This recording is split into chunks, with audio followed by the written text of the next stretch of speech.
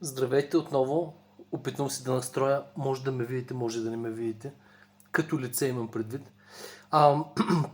Просто ми остана малко време и реших да ви покажа нещо. Китара. Настроена е. По принцип ла, акорда ла е тези три. Тези три трябва да се натиснат. Аз натискам само две. Ето тези две. И се получава по-отворен акорд. По-отворен акорд означава с повече свободни струни. И се получава следното.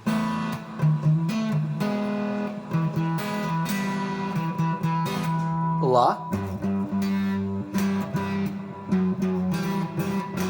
Долу държа едно и също. Нагоре слагам един пръст. И се получава много интересно.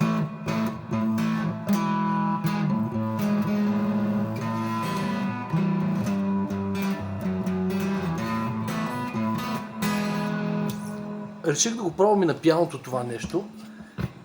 Не знам дали ще ме видите вече, сигурно. Най-накрая ще ме видите. На пианото също става. Ето така. Това е умален всъщност ла, мажор, ла.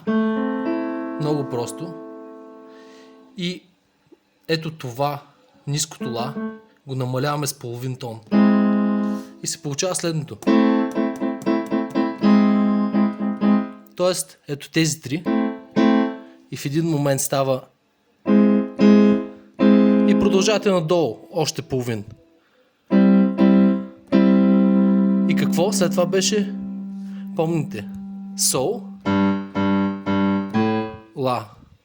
Това е за днес. Пожелавам ви чудесен ден. Днес е след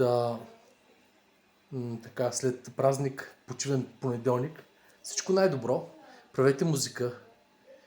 Не се отказвайте.